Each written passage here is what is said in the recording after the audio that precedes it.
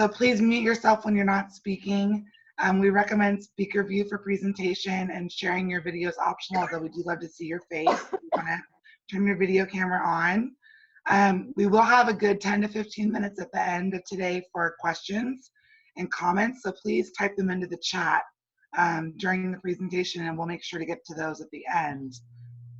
With that being said, I wanted to give a little overview of everything that happened yesterday. So if you don't know, yesterday was an International Day of Giving Tuesday Now, and we participated amongst thousands of other nonprofit groups. And I just want to say we were really blown away by the response from our community yesterday. Yesterday we had 78 donors, and we raised $13,900 in one day, which is really incredible. And our average donation was $178. That just blew our mind. We thought that during this time, during this pandemic, we would, do well on Giving Tuesday. Our average donation might be $25, $20, and it was much, much higher than we anticipated. So thank you to every single one of you that donated yesterday. If you still want to make a donation of any amount and weren't able to yesterday for whatever reason, Rebecca will be sending out a follow-up email. We can also put it in the chat. We can put the PayPal button in the chat, and you can make a donation of any amount to help us. To put that in perspective, we raised just shy of $14,000 yesterday.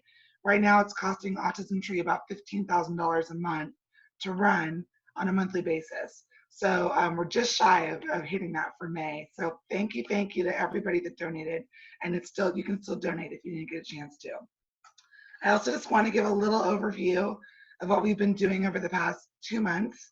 So over the last 56 days, we've reached 166,000 people through our online content and social media videos, which is really incredible. It's the largest number of people we've ever reached, I would say, in such a condensed period of time during this pandemic. People are really needing that connection, needing those resources, and we're seeing an incredible outreach from our community. Our videos and posts have been shared more than 280 times in the last 56 days. Our YouTube now has more than 100 videos, so if you don't subscribe to our YouTube channel, please subscribe, and you guys will get daily updates on our video. Also, we have posted 65 videos since March 10th, which is really incredible. We're creating more content now than we ever have to be online for our thousands of kids and families that we serve. And that being said, we've also done 29 virtual events and programs since the end of March, since March 28th. And we have 11 more coming up between today and May 30th. So if you guys want to sign up for any of our upcoming events, anything like that, you can email Rebecca. She'll have the link in the email that we send out afterwards to our calendar. So, and we've been able to adapt. We have 20 different programs at Autism Tree Project Foundation, 20 free programs and services, and we've been able to adapt now 17 of those to be virtual during this time. So we're really, really proud of that. So all that being said, I'm going to pass it over to Dana, and she's going to give a quick introduction to Matt, our special guest today, who's going to be sharing with us more about the work that he does. Hi, everybody. So nice to see you, and just feel really blessed by yesterday, and just every single person, every single donation. I want you to know how grateful we are, and how much it meant to feel all that love for the work that we're doing. I am just kind of wanting to give a special little reflection on Mother's Day on Sunday, and just say how grateful I am to be a mom and to work with so many amazing mothers, and then be an encouragement. And I was thinking, with shelter in place, it's really, really hard to, I think, just always use your positive words, possibly. And it's just something that when I saw this quote this morning that I sent to our team, because I'm so, so proud of them for yesterday. It's just extraordinary effort, extraordinary impact that we were able to make yesterday to almost make a big dent in our operating costs. So, and just kind of thinking about a lot of things. I saw this quote this morning that really touched me and made me think of my mother and Mother's Day. And that is, have any of you ever had something in your head that someone said to you, and then you kind of like, it's something that stuck in your head and it actually kept you from going forward? And then at the same time, you have people in your life that say things that you hold on to and you use them to push through.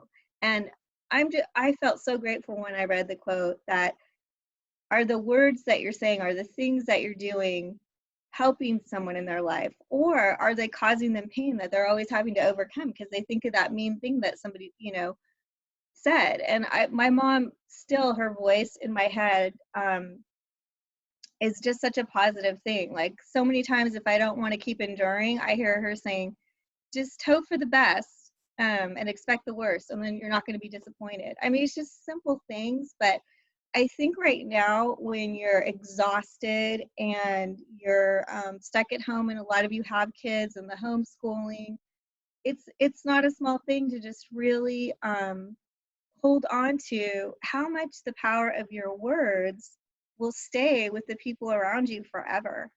And you know that when you look in the mirror every morning and every night, that you think, you know what, today might not have been perfect, but breathe and walk away if you're not even able to just say something that's going to be positive, let alone encouraging, because it's just not reality. We're all human. And with that, today I really wanted to do a good job of introducing Justin. And not Justin, Justin was last week, but Justin did such a great job of really being authentic in a way that none of us expected and all of us appreciated. And I know that Matthew's going to do that too. And I only just recently met Matthew on a panel that we were on with Bella Vista and Dr. Kat.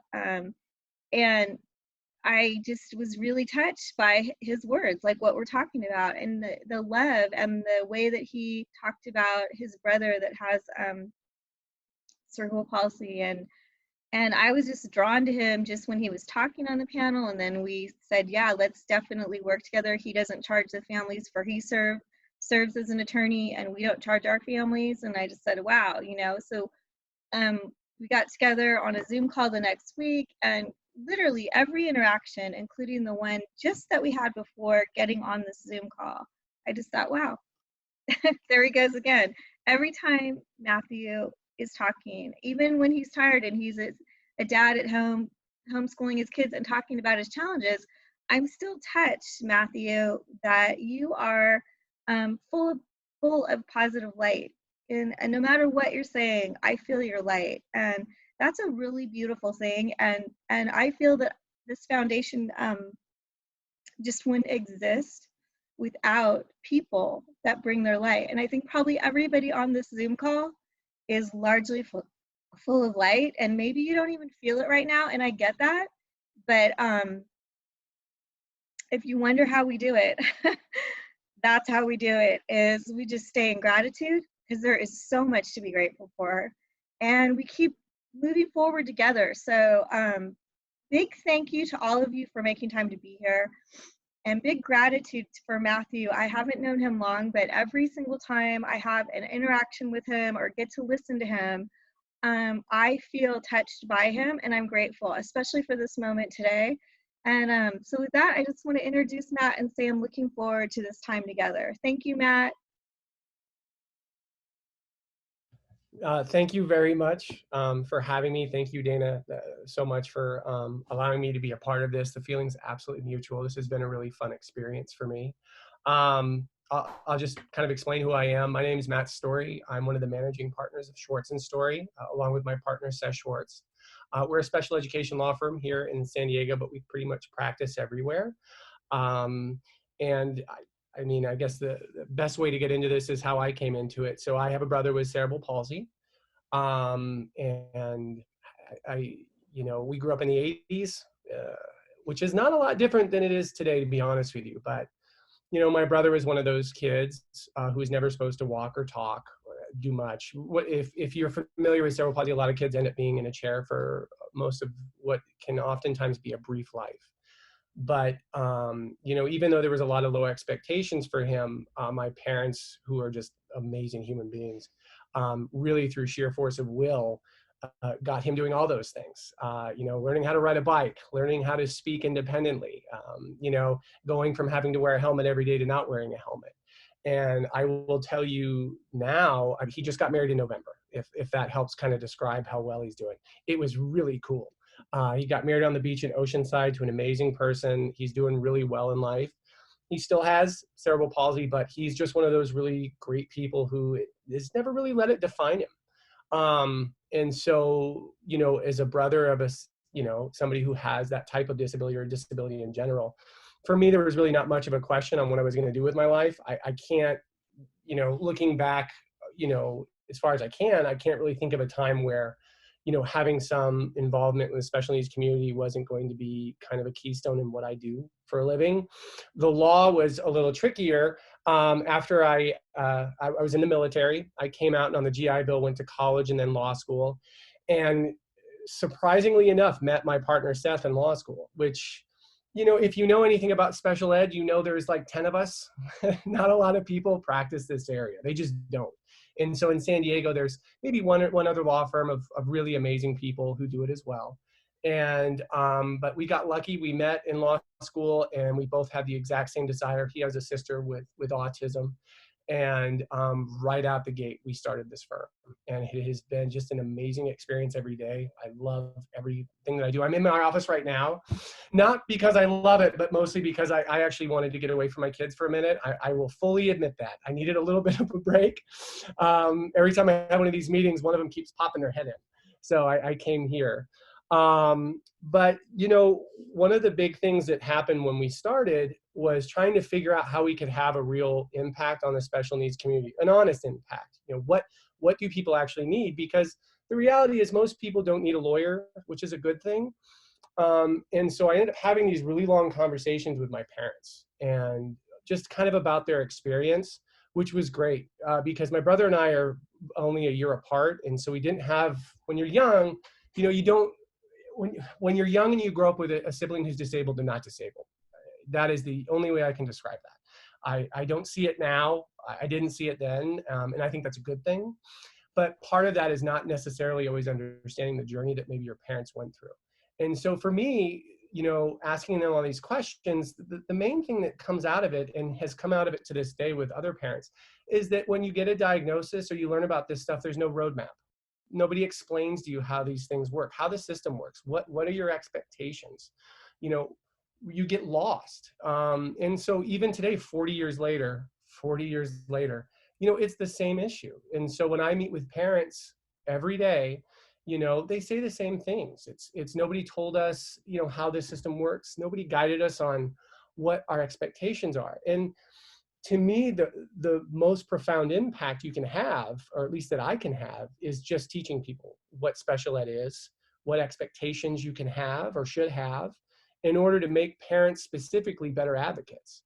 And, I think doing that as much as possible has been one of the more fun things that I've done. And I think is well beyond being a lawyer has had the greatest impact. And so I was lucky enough to meet, Dana, Lisa, and Rebecca, and we discussed, what kind of things we could do to work together. And from my point of view, it wasn't really being a lawyer, it was just teaching. Because I think if you have the ability to sit in front of a group of parents who maybe just got a diagnosis or don't know much about this, honest to God, an hour, you can really transform a lot of people's lives, because by learning what this system is and learning how it works, they can immediately turn around on their own without needing much and advocate fundamentally better for their kids. And so that's what we're hoping to do. We're going to start on the 23rd and just start a series of advocacy training seminars and trainings, and just show parents exactly what special ed is and how to advocate better and answer any questions they might have. And ideally they're able to turn around and hopefully pass that information around to other parents as well, because I've always found that being involved in any community is a lot better than not. And so another issue that commonly pops up for us is when we meet a parent, for some reason they've been isolated. We were isolated when I was young. We grew up in Riverside, so there wasn't a lot.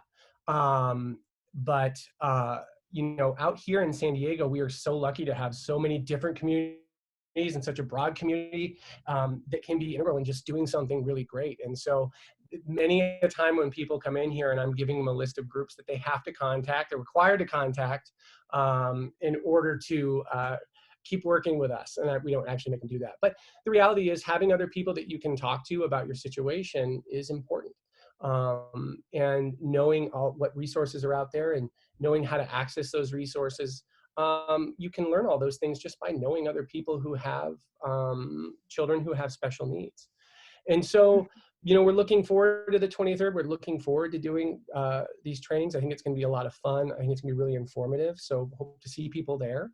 And with that said, one of the questions that I wanted to talk about, or one of the things I wanted to talk about a little bit today, is just COBIT in special education, because that's what everybody asks us.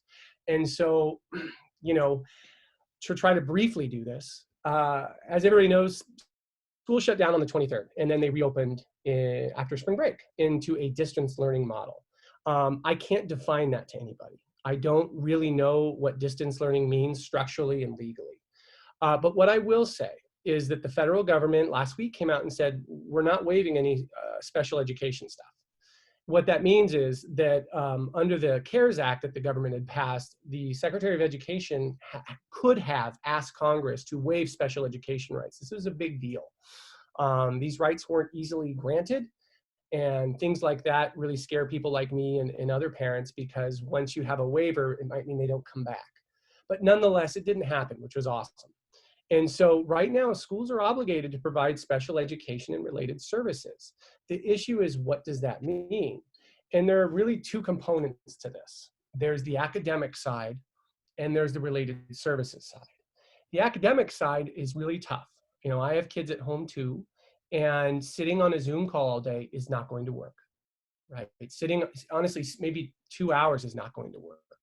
And so the obvious issue with a classroom setting is that you're not going to have it. We're not going to have it in this particular model, because I don't think it's reasonable thus far. You know, I don't think having 20 kids in a Zoom session is effective. I've seen it, so I know it's not. And I've had an opportunity to speak with multiple special ed directors and you know, teachers, and they know it's not. But, you know, as far as academics are concerned, what can we expect and what should we expect? I think at minimum, we need to expect communication. There is no reason parents should not be communicating with their teachers and related service providers on almost a weekly basis. We should be expecting consultation services. Parents are the teachers now, right? We're not going to see a lot of, you know, one-on-one time with teachers. And so you should be seeing that. You should see changes probably to the IEP if you have maybe an SDC class or an SAI class. And again, it's going to vary on every single IEP. But you should still see that. You should see some level of service, but you have to be reasonable and you have to be flexible. So if a parent, and this has happened, says, well, my child's in a special day class all day and the teacher is only meeting with us for an hour a day. Well, that seems relatively reasonable in light of this particular circumstance, and in that one specifically. Because when I got in more to the conversation, it was, well, how long can your son actually sit down to a Zoom call? And it was, well, 10 minutes. Okay, well then, you know, that sounds pretty reasonable. And so I think trying to figure out what's going to be done academically is really, really tricky. Suffices to say that we should be seeing consultation and communication. We shouldn't be seeing a packet sent home every 2 weeks. And that's going to move kind of between IEP to IEP. That's a little tougher to put my finger on it legally, to be honest with you. It really just depends on what's going on and what the IEP says. However, related services is completely different. I have spent almost the last 2 months with every single private provider, hospital. I was just with Rady's last week, and then UCSD the week before, about what can we expect for related services. And when I say that, I mean occupational therapy, mental health, speech. And for the most part, as long as the parent can be a part of these things, you shouldn't really see a reduction at all. As a matter of fact, a Rady's clinician last week, one of the heads of Rady's, told me we actually do more mental health now because we don't have a drive time. So instead of my 2-hour commute, I've saved 2 hours a day, and I can actually provide more mental health therapy. And so when the IEPs that I'm seeing where a student was getting speech and now they're not, that can't happen. The IEPs were especially mental health, and that's not happening. That's a real problem. And so, you know, if you have an IEP and it has those related services and they've terminated them, that's going to be a really, really big issue. I don't think it's going to be legal. And the reality is those services exist because I've seen them as of thus far. Most private agencies and a lot of districts have, in a lot of ways, moved seamlessly into that. The medical community was moving to telehealth anyways. And so they obviously had an easier time than school districts have because they weren't moving to telehealth. But now we're really far into this. And so it's completely reasonable for those services to still be provided. So if you're seeing a reduction in those services, I think it's a really important question to ask why. So if you had one-on-one speech for 2 hours a week and they want to say, well, we want to go to 1 hour a week, why? Because most providers at schools go to 5 to 6 different schools. And so if we reduce that drive time, we should have a lot more time within reason. Because again, some people like myself can't always sneak out to the office and do those things. And I think that's where the flexibility comes in with teachers as well. You know, my son's teacher is home with 3 children. And so of course she can't spend all day teaching, you know, my son, and it wouldn't work anyways. And that's where that reasonability comes in. As far as assessments, that's a big one right now. When I was in the military, this is the best way I can describe it. When I was in the military, I remember I had a sergeant we were deployed, and he said, you know, we prepare for what we know, not for what we hope. We were trying to come home, essentially. And it's a long story, but nonetheless, I think that applies here. We actually don't know when school is going to open. I have no idea. And so there's an hope that it's going to open in the fall. But I've been really talking to parents about, let's assume we don't, so that you can plan for what we might not see. So if you're not going to go back to school in August, September, October, what do you need? What does it look like? And I've been really imploring parents to first sit down and slowly read the IEP so that they understand it. And those things that you don't understand, I want you to write them down, and I want you to email them to the school so that they can explain it to you. That is number one. Number two, I think it's really important to take an inventory of what you had. I actually just did this 2 weeks ago. And, you know, if you're going to have occupational therapy, but you don't have the tools to do it, great, you need to write that down. If you have an iPad and you're using that for speech, but you don't know how to use Proloquo, because that's one of the common ones, you need to write that down. And you need to open up those lines of communication with the district by scheduling your IEP meetings and by putting these things in writing so that you can get the services should we be in this way for a while. I hope we're not, but I think it's a really good opportunity to do those things, to plan for those things, and to prepare for, you know, what might be maybe a long haul. Maybe we won't come back. And again, it looks like the schools might start opening in June, but again, I don't have any insight onto that. And so back to assessments, which I jumped. A lot of parents have asked me about what, you know, their child was about to get assessed or was going to get assessed. What should they do? So technically speaking, right now assessments should still move forward. But again, I think this is situational. Most providers that I've talked to will still do those assessments. So private providers will still do those assessments. And for me, that typically sets a bar. If a private provider can do it, it's well within their ability to do it. The testing protocols allow for it, which most of them do. Then we should be able to move forward with assessments. But again, it's case by case. It's how big is the need for that assessment. And so what most of them have come up with is doing a bit of a dual assessment, because I think parents need this information now. And so if I was waiting for an assessment, I would push forward with it. Because if for example, my youngest had speech, if I was getting that speech assessment right now, I'd want it because I'm the one that's home doing the speech. And I think you guys should do that too. And then when we go back to school, you should ask for a reassessment to get the classroom observation as well. And so most people, actually everybody I've talked to, has been really happy with that idea. The idea of doing an observation and consult as much as they can in the home setting, and then moving to the school setting when we get back, and then just adjusting that assessment accordingly to address it. And I think that's the best way to do it. I really don't think holding off on these things is a good idea, especially, you know, if you're at home and you need that information. And I think everybody does. You know, the more consult and help we can get in the house and in the home with the kids, I think the much better off we're going to be. And so I really encourage people to move forward with their assessments. And finally, the one thing I wanted to say is IEP meetings. Initially they were canceled. A lot of them were canceled. And to be honest with you, I know I've had a lot of people say, well, they didn't feel that was fair. And I actually disagree. When this first happened, this is a pandemic. There were really no expectations. And so the initial, for the first few weeks, canceling of the IEP, I really think that was okay and reasonable. People were scared, trying to figure this out. But thus now, where we're at today, call them, have these IEP meetings. If you haven't had one, you should email today and set one up, because you deserve, and you have to have all the information that they're going to be doing. And so if you haven't had that communication, I think that's one of your priorities today, would be to set up an IEP meeting so that you can communicate with the school in an effective manner, and then discuss those things that you need, those things that you're going to want. And with that, I'll pass it back to Lisa and then answer any questions that you guys might have. Okay, awesome. So if you guys have any questions, please feel free to raise your hand or type it into the chat and we can unmute you and you can ask Matt. Matt, I did want to ask you, I'm hearing this from some parents. I don't know if you have any insight. Rumors about regional center extending services beyond the age of 3 for kiddos that are currently receiving, that are under the age of 3, that are currently receiving services that have now been, gone from in-person to telehealth, and parents saying that that service is not as effective. And now my kiddo's turning 3 this year, and they're losing all this time for development. Do you know anything about that, or is that just a rumor? Do you have any insight?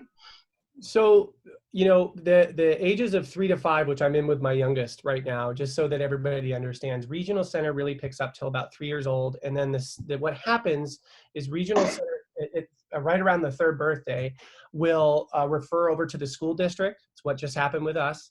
And the school district will have to do assessments, and then we'll pick up, basically it's a gap fill, services until the age of 5. And so, for example, and I'm just going to use myself as an example. My son got speech services through regional center up until the age of 3. At 3 years old, we went over to the school district, said we still believe speech is needed. The school district conducted an assessment, agreed, and then they continued to provide that one-on-one speech. And you can consider that for every related service or whatever that might be. When this first happened, there was a big issue, and there still is, with districts just not yet assessing. And the concern for regional center, which was absolutely valid, was what are we supposed to do with all these children who are turning 3 and maybe the district wasn't responding at the time. And so regional center, I actually spoke with one of their psychologists on last Thursday, and they absolutely are doing their best to pick up the services. I don't know how consistent it is, so I don't want to speak to that because I don't have empirical data to suggest that it's really consistent, but they are trying. However, the big thing is, it's kind of what I was just talking about, which is the district should be assessing. We should still be doing these assessments.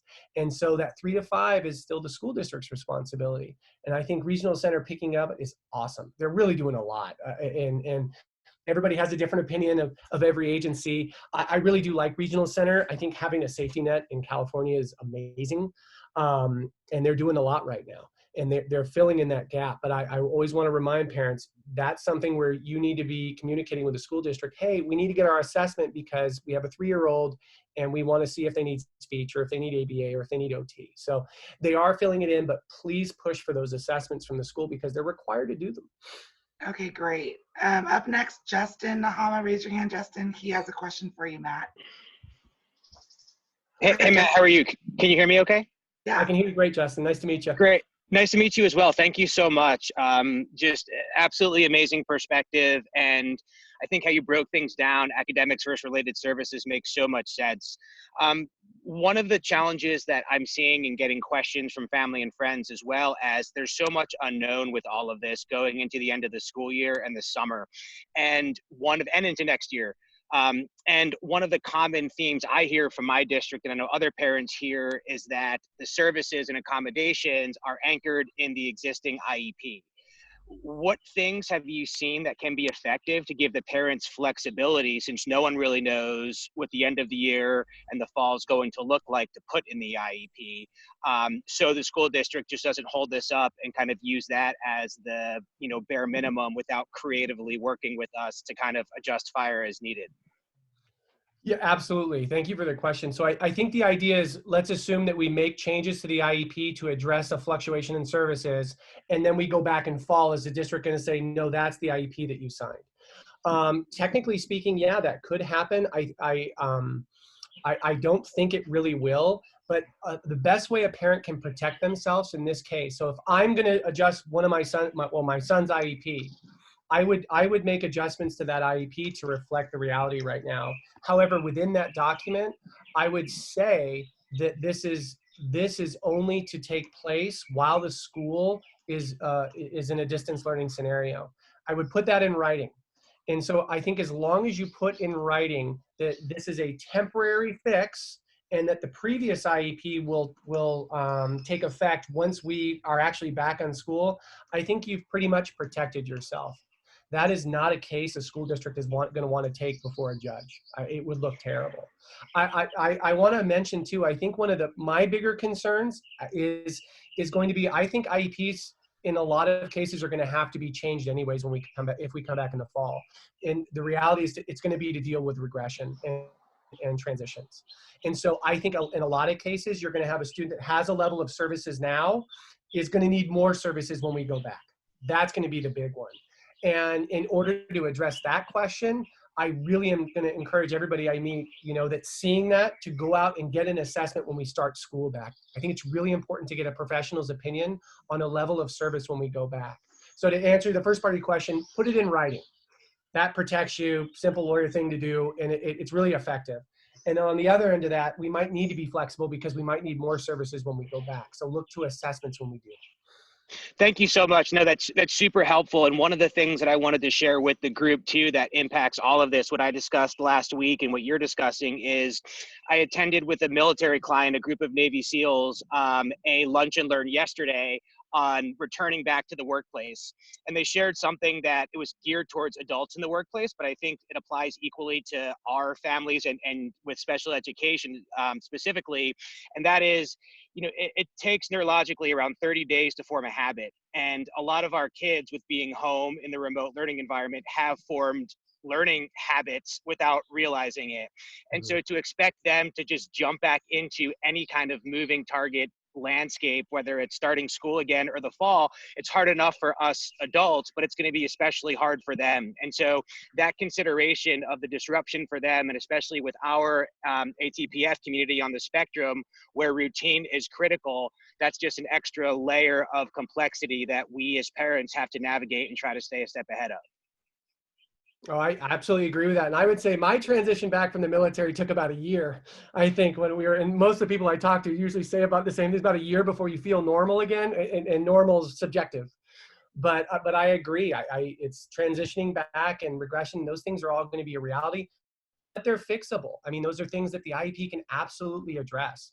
And one of the things that when we get in that situation, and as a parent, if you feel like this doesn't look right, this doesn't feel right, we're having a tough transition, look to getting assessments done. Because with that data, you can develop a much more robust IEP if it's needed. And so just understand that we're going to see some really rough transitions, and that's okay. And you're absolutely right, Justin, it's totally normal. But nonetheless, the IEP can address those things. And that's what we should be looking to do once we get back and have our hands on what the situation's dictating. So Matt, would you recommend that parents at this time, while they're home with their kids and they're seeing, maybe they are seeing regression or they're seeing new different ways their kids are learning or any of that, that they should be documenting all of that, writing it down, keeping it on file so that they can share it with the teachers in the school district? And, like you're saying, that clinician to get another assessment in the fall or whatever that looks like, they should be documenting it all now if they haven't been. Is that your recommendation? Absolutely. To the best extent possible, I would say document what you're seeing, what you're going through. So if it's academics, what grade level are you working on? If it's behaviors, are you seeing, triggers are always going to be the most important thing for a behavioralist especially. And writing those things down are so helpful. They're going to help you be a better advocate when you get back, because you're really going to be the only person that knows what's going on here in a few months with your kids. And so having a meeting with the school and saying, well, actually, my child, he's doing second grade math. Here's the work we've been doing. By the way, here's the behaviors that we're seeing. Here are the transitions we're having issues with, is going to be really, really important. However, the reality is, and I'm going to be completely honest here, last week on Thursday and Friday, I gave up. You know what I mean? So I was doing math with my son. He's amazing, but he was done. And you know what? I was done. I was so done. And so we went on a bike ride with masks. And I tried again on Friday. I think we got, honestly, if I'm really honest, maybe a minute into it. And I just, he started laughing. He's 8. And I said, yeah, we're done. We're just not going to do academics today. And I think that's okay. And so the reason I bring that up is do everything you can to put these things in writing to help you be a better advocate and understand. But also, I actually think it's totally reasonable to throw in the towel. And I am in full admission that I had to throw it in last week, and I'm not above doing it again this week, just to salvage, the mental health of my house. And I think that's totally reasonable for everybody, because we need the mental health. You mentioned that earlier. Mental health comes first, academics is second. And so making sure that, we made the mistake of trying to do a rigorous school schedule day one. Huge mistake, learned it by day one. But again, adjusting consistently has been tough. So do the best to document, but don't hold your feet to the fire. That's what I've been hearing time and time again over the last 60 days. And I think Dana and Rebecca can say the same from our families that we serve, is that I think everyone went into this with the best of intention. Okay, I'm home with my kids. I'm going to make the schedule. We're going to stick to it, whatever that looks like. And then quickly kind of realizing that they need to meet their kids where their kids are at. And that's where you're going to have the most success. Like that story you just shared, Matt, about just throwing in the towel and going for a bike ride. Like, I think that should be part of the curriculum at home. And what does that look like? I'm just curious if any of you parents have been doing what Matt's suggesting, which is documenting your kids' progress at home, like keeping a log or keeping a Word document or anything like that already, if you're like ahead of the curve. Because I can tell you that I have not been doing that with my 2.5-year-old, who also gets speech and OT. We've been doing all the teletherapy, every week, 5 hours a week, 1 hour every day. But I haven't personally been documenting that, and I definitely will be now that I'm hearing, Matt, that you're suggesting that. We still have a few more minutes left, about 5 minutes. So if anybody has any questions or comments, I'd love to accommodate them now. You can unmute yourself or you can type it into the chat for Matt. And like we said, Matt's going to be leading a great workshop for our parents on Saturday, May 23rd at 6 o'clock. And I sent the link in the chat to sign up for that. And then Rebecca will also be sending it out in the post email now. Matt, is there anything else you think our parents should be doing at home right now with their kids that is going to prepare them for that really tough transition, for what you were talking about, for what Justin was saying, the 30 days to set a new habit? I mean, I do think that also, I think people will have a little bit of grief when they go back to the normal way things are. I think that even though it's a challenge, I think a lot of parents are enjoying this extra time at home with their kids, and then it's going to be hard to transition back to like the regular schedule, whatever that's going to look like. Do you have any more like tips or ideas on that for our families?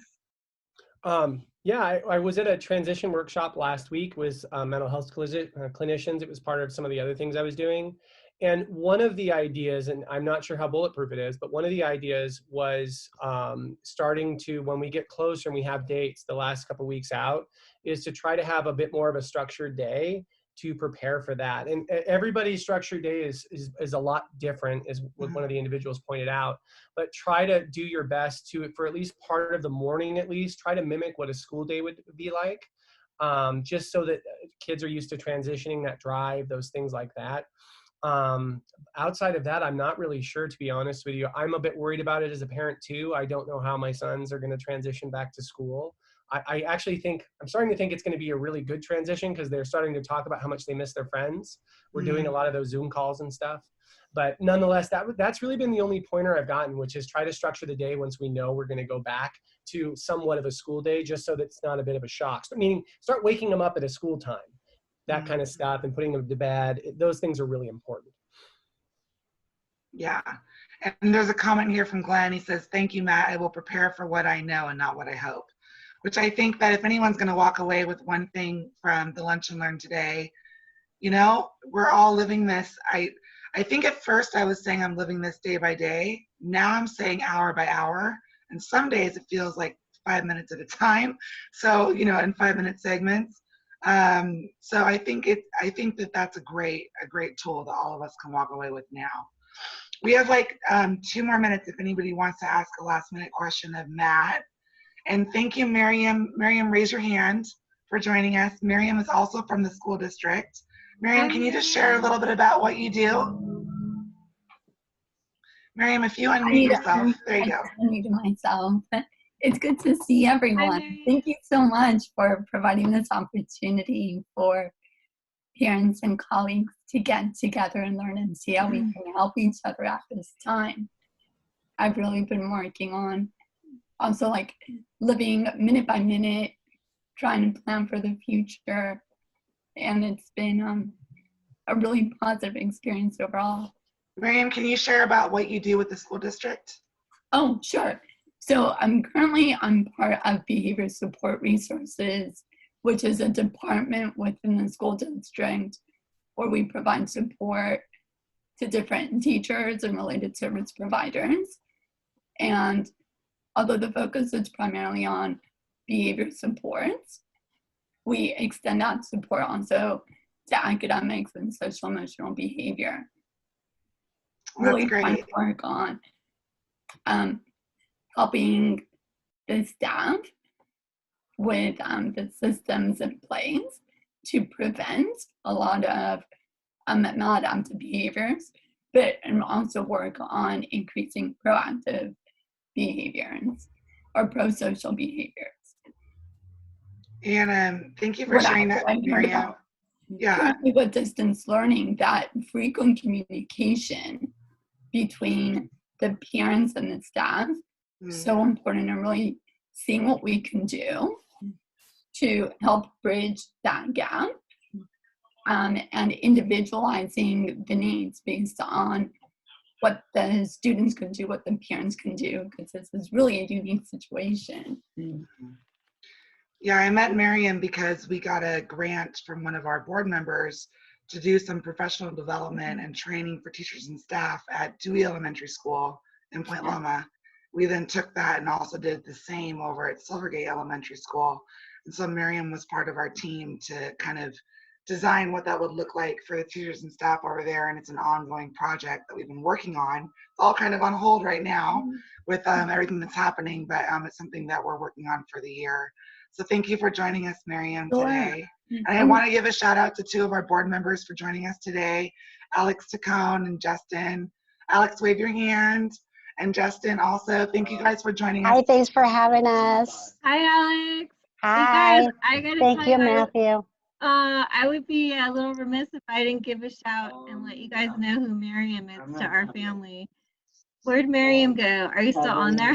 Yeah, Miriam's right there. Okay, Miriam, hope you don't care that I say our family has a lot of love for you. Miriam, is a BCBA, and that meant nothing to me, even though we sold our house to do the LOVAS program that she was our BCBA for when Garrett was 3. We literally sold our house to do it, and it was worth, you know, every penny for our family.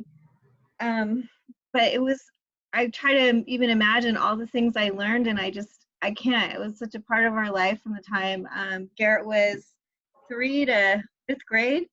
And I just feel a lot of love for you, Miriam. I'm just so grateful for everything. And I think everything that people said about how to survive in COVID-19 and shelter in place is a lot of what I used to do as a mom, having a home program 40 hours a week. And that was just focused on the minute to minute, not even hour to hour. And also, I think like over the years and especially right now, I like, Matt, that you were real and that you took your son bike riding and that you are cherishing those moments. And that's always what I'm trying to get back to too in our family, is just like cherishing the moments and thinking about what we did new, because the list is always going to be super long for all of us, what we haven't got done, because there's so many things that we can't even get to now that we're in the shelter in place. But I'm so grateful to everybody, and it was a nice seeing your face here, Miriam. I haven't seen you in a long time. So nice to see you too, and everyone. Well, thank you guys for Good joining job, us. Matt. Matt, thank you so much for being our special guest today. We will send a follow-up email. If you specifically have any questions for Matt, if you're looking for an attorney or need help, we'll put Matt's direct email in that follow-up. And then please sign up to join him on the 23rd. He's going to lead a great workshop for our parents. Everyone have a great day, and we'll hopefully see you all next week at our next Lunch and Learn. Take Happy care. Wednesday.